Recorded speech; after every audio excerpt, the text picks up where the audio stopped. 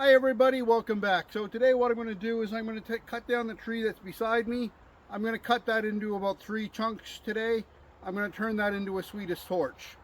So there's 3 different ways that you can make a Swedish torch, and we'll go through all 3 ways that we can make that. So just because of time today, I am going to be using my chainsaw to cut that, so let's make those cuts first.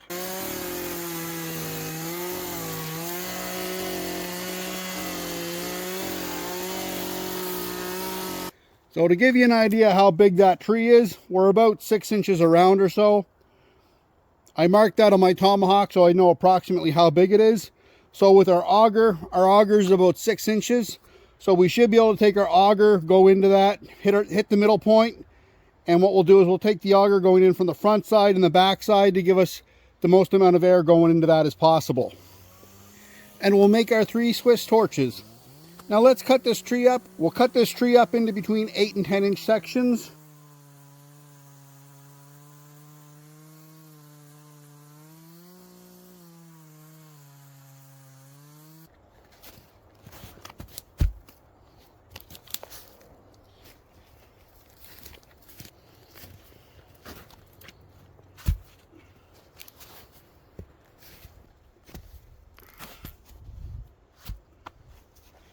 So I got my 3 logs pretty close to all the same size for my cutoffs. So what I'm going to do for these, I'm going to take one of them, split them right in half, cut the center out, and then take a cord, tie it around to hold it together, and we'll cut a air hole inside for that one. For the next one, what I'm going to do is I'm going to take my chainsaw, and I'm basically going to cut a star inside, which is going to leave a bigger hole in the middle.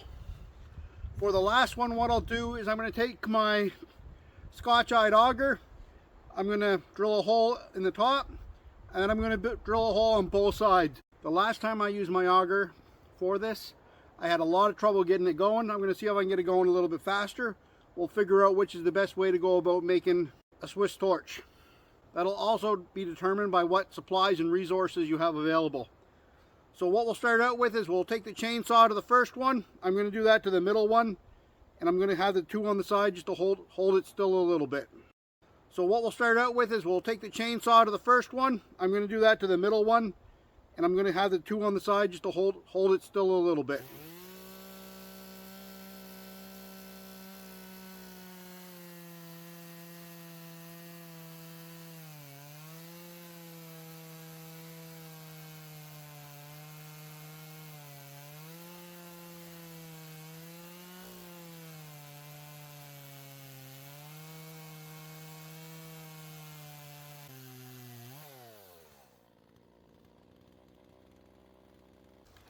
Alright, so that's pretty straightforward. We have the first one done now.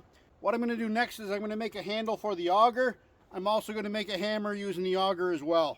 Alright, so the tree stump that I used the other day to make the Swedish torch was that birch piece. I cut another chunk off of that to make a hammer head with. I also found the handle that I used on the auger last time, so that's already going to be set to go. And I hope this stick's going to be big enough to use for a hammer handle so that we can use that to beat on the Tomahawk with. Let's get started.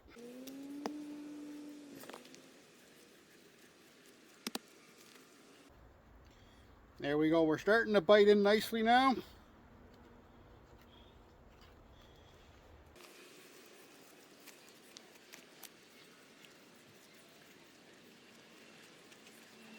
There we go, we're almost deep enough to put that handle in there now. I just had to back that off a little bit to get some of the shavings out, and all the shavings are coming out quite nicely again now.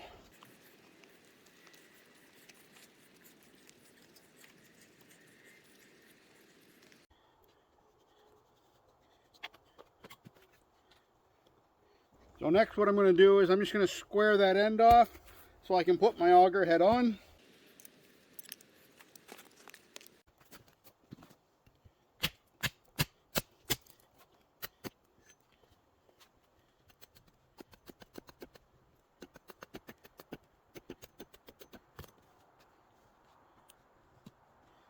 Alright, so I got the auger head started on. We'll give it a little tap.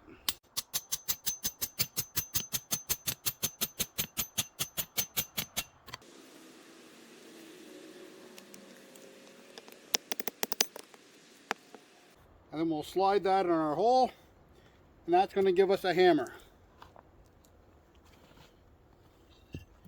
Now the hammer handle's a little bit longer than I want, so I'm just going to cut it off to make it a little bit shorter.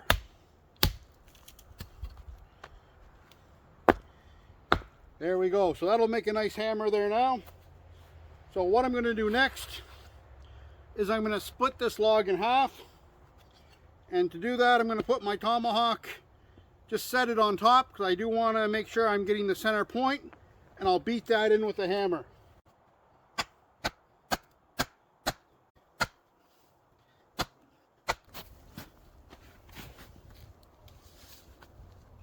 And we'll just do the exact same thing again.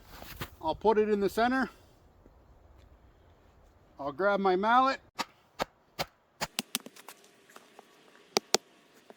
Need to go in another inch. My mallet head's not staying on well enough just because I need to drill that a little deeper. So I'm going to do that first before I keep pounding on this.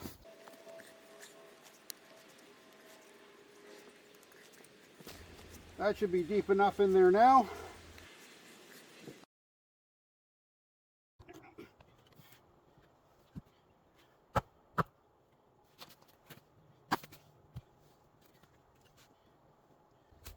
And I'll just line that up with our last cut there as well, so we're the same size on both sides. There we go. The next thing we'll do is we're going to notch in a little bit, all 4 of these. I'm going to use the chainsaw for that, just for the sake of time. And then I'm going to take 2 of them, and I'm going to make a little air hole going into 2 of them on one side.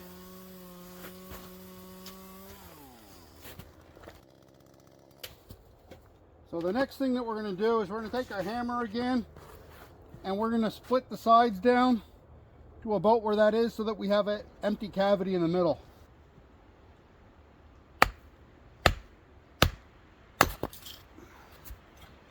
So there's our first one.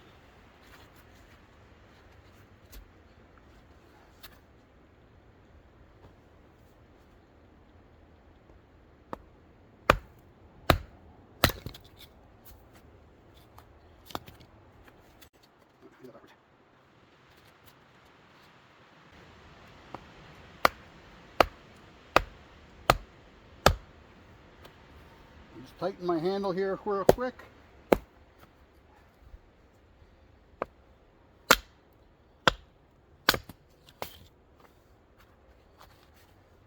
Now I cut this one on the wrong side, so I'm just going to do another notch right here as well.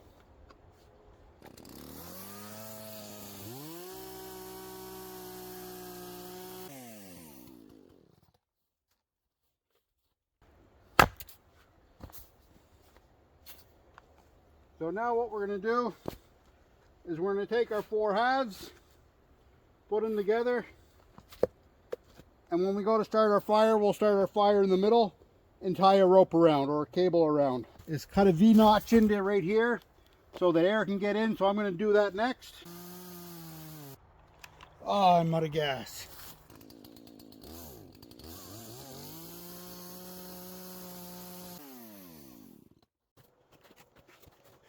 All right, now that we get the notch cut out, we'll put everything back together. Now you can use just about anything to put this together. You can use some rope, you can use some wire. Just because it was handy and I'm a little short on time, I'm going to use some tape around it just to hold it together. The ground's also a little uneven here as well.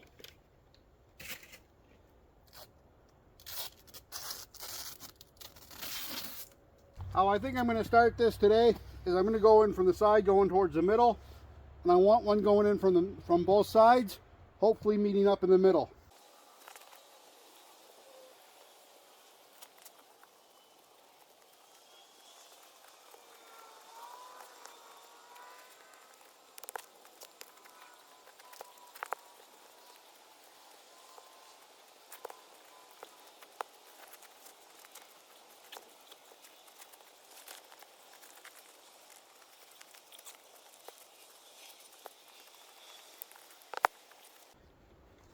The reason why I took the auger out is none of the shavings were coming out and everything was just compacting in there.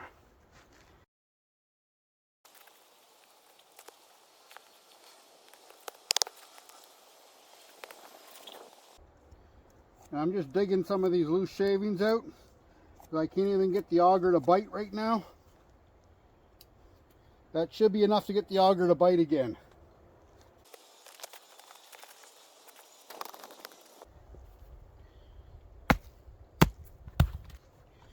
There we go. We're starting to bite again.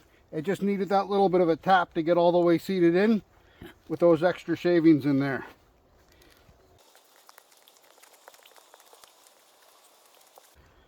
Alright, so as you can see, we have the auger all the way in. We'll screw that out and we'll go in from the other side. We're still in there pretty good. We've come out about 2 inches now. And as you can see, we have a lot of material still in there. We'll just sink our auger in a little. See if we can't pull some of those chips out. Thinking we should hit on the other side. Right about here if we go in straight. Even if they don't line up perfect, it's fine. Worst case scenario, we miss altogether and I have to do another hole. If we back out periodically, I find that helps get our shavings out a little bit better as well. All right, we're starting to bite in the top there.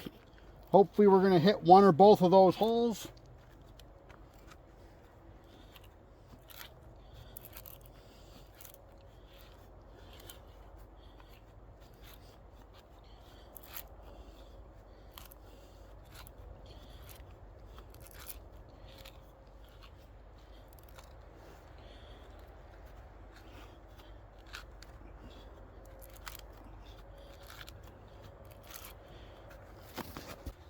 The screw threads on this really aren't engaging very well, unfortunately, which is making it so it's really hard to get a good bite into it and drill in deeper.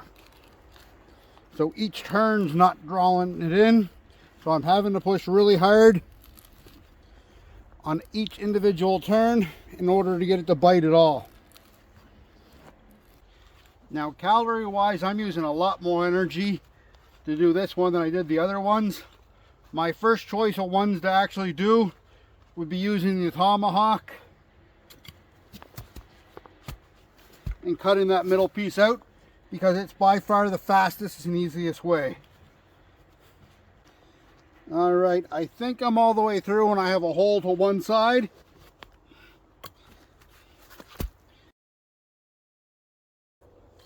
All right, let's screw this in another inch or so and we should hit the middle on both sides. All right, we're all the way through both ends now. There we go. So we have all 3 set up. This one took a lot longer to set up than the other 2 combined. Like I said a few minutes ago, my first choice is going to be the one where I actually use the Tomahawk or an axe to split out the middle. That's going to give you a really big area to work with to start with. Make it easiest to light the fire as well. So let's try that next.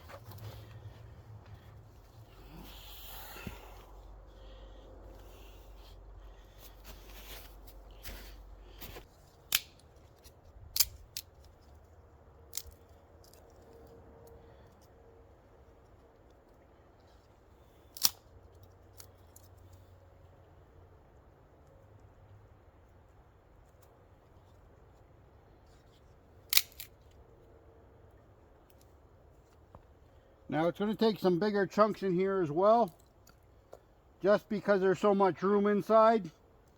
We're going to have a little bit of a fire that we have going inside. So we'll just grab some of these chunks we cut out of the middle.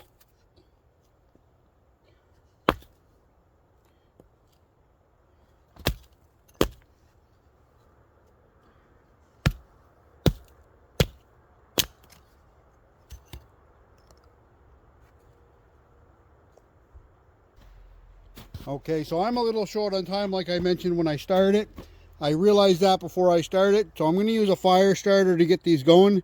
These are a homemade fire starter. If you want to know how to make them, just leave a comment down in the bottom and I'll show you guys how to make them. So I'm just going to put one of these in each.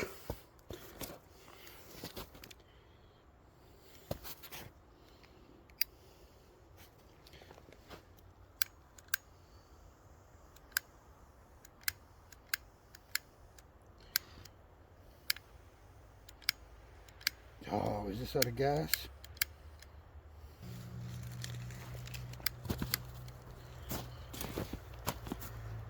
Alright, so my lighter is out of fluid, so I'm just going to use a fire steel to get this going.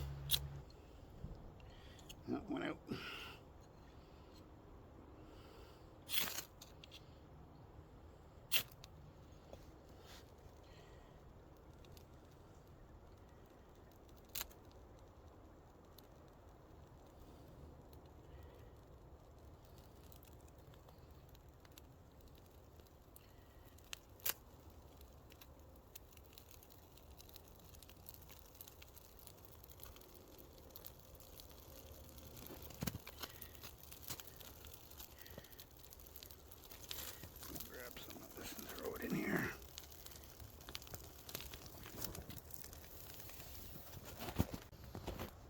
Alright, so I burnt through the tape here. I should have put the tape a little bit further down. Unfortunately, I didn't do that. So I ran in the house and I grabbed some wire. So what I'll do is I'm going to put this one back together, and then we'll get the fire going in there again. Just trying not to end up going back in the house before I was done, just because I am kind of short on time. We'll stick that little bit of tape in there, just to use that as a little bit of a fire starter there as well. Now, getting these started, they do take quite a bit of TLC just to get them started. It's a little bit hard going from one log to the next in rather short order, just to make sure that we keep them going. So it's a lot easier if you start, get one going really well, and then move on.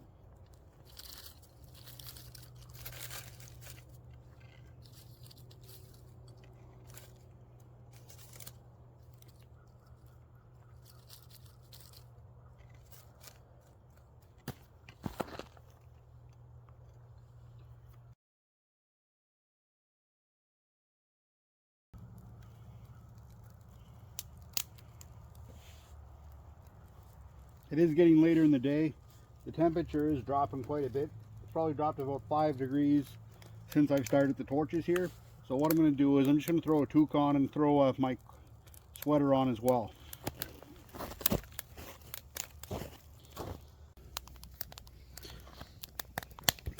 Alright guys, so I got all of them going pretty good right now. This is the best I've had this one going so far. It does have sustained fire going inside. You can't see it really well. I have a pile of sticks on top. This one lit the sticks on fire. All those embers are now inside. Everything's on fire. The best one that's been going the whole time since I first lit it has been the one that I split out. This would be my first choice if I was in an emergency situation and had to make it. It is starting to snow right now. It is going to turn to snow and rain here in a little while. So I won't be out here too much longer. I'm hopefully going to be out here long enough for this to mostly burn all the way through. I'm right beside the creek. I'm going to throw these in the creek once I'm all done, just to make sure that it is completely out. So we'll come back in a few minutes once it's had a little more time to burn down.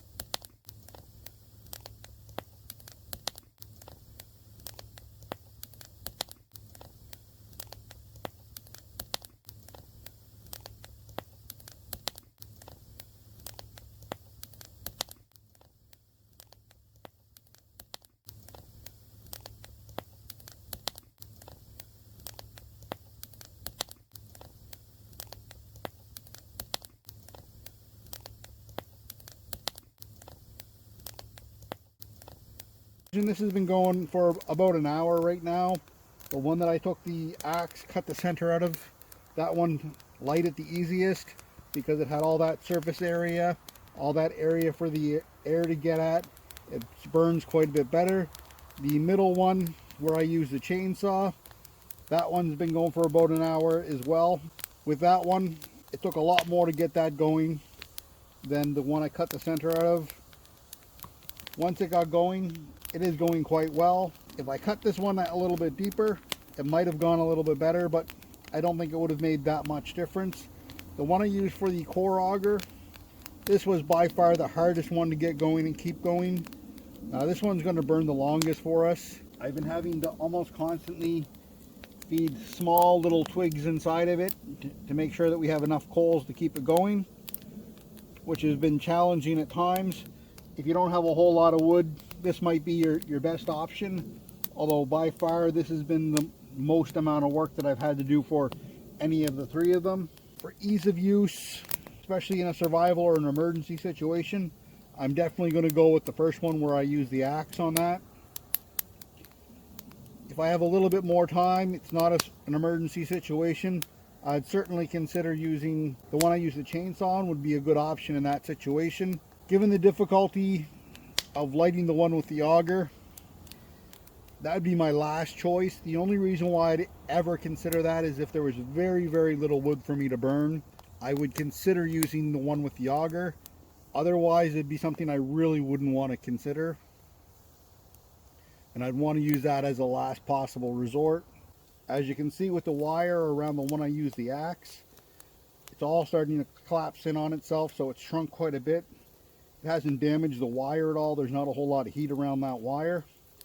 I'm going to start to put these out here in the next few minutes.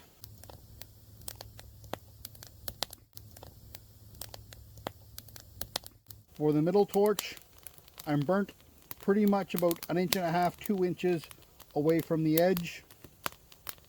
I do still have that fire going in the middle.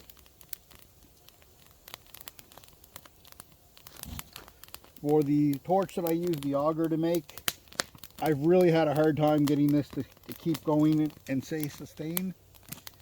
And it took quite a bit to get it going. I've only burnt about 1 inch of the wood around, and it wouldn't take all that much for it to go out. The wind's starting to pick up right now, which is really helping the torches go. It's the most wind that I've had all day. Now if we dig in here a little bit, you can see that it has burnt down a bit.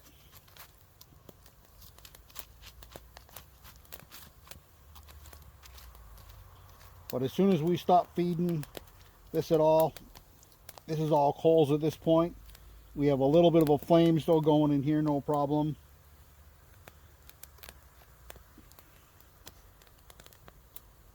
But guys, at the end of the day, if it were a survival situation, the only one of these three I'd really consider, especially if it was cold out, is going to be the first one that I did.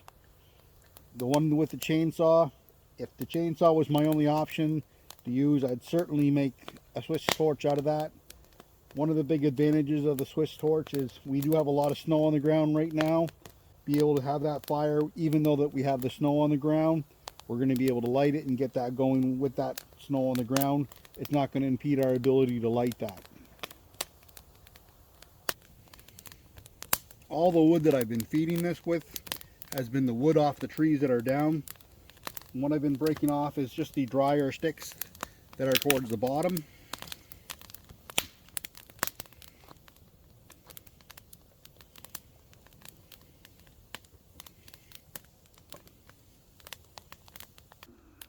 The torches have been going for about 1.5 hours now. Out of the three of them, as far as performance, our top performer for getting it going for sustainable burn is going to be the one that we used our Tomahawk to cut the center out. Once that was going, it continued to go. We didn't have any issue sustaining that. The next easiest one would have been our chainsaw one, which I thought might have been our winner out of the three. That one wasn't too bad to get going. It did take a little while. Once it started going and was going well, it was just a matter of feeding the top a few sticks periodically. The hardest one by far is the one we use the auger for. So it took more work with the auger to actually drill those holes in. It took quite a bit longer to drill those holes in as well to get that fire going. I've only burnt about an inch around that. If you needed a fire that was needed to last a really long time, that might be your best option. But if you need to get warm really fast, your best option is going to be the one that we use the Tomahawk on to cut the center out. All right, the last thing, guys, before I go, I do need to put the fire out. I'm going to take the wire off, throw the individual pieces in the stream right beside me. So my wire's coming off, no problem at all. It's not really all that hot. The inside's burnt all the way through. I burnt all the inside pieces. We're pretty close to the ground at this point. We did heat up the ground a little bit. You can also see around the moss there as well, where the one that did the best melted the most amount of snow, and as we go further, there's less and less melted snow. So we'll grab our middle one, and we're going to throw that in the river.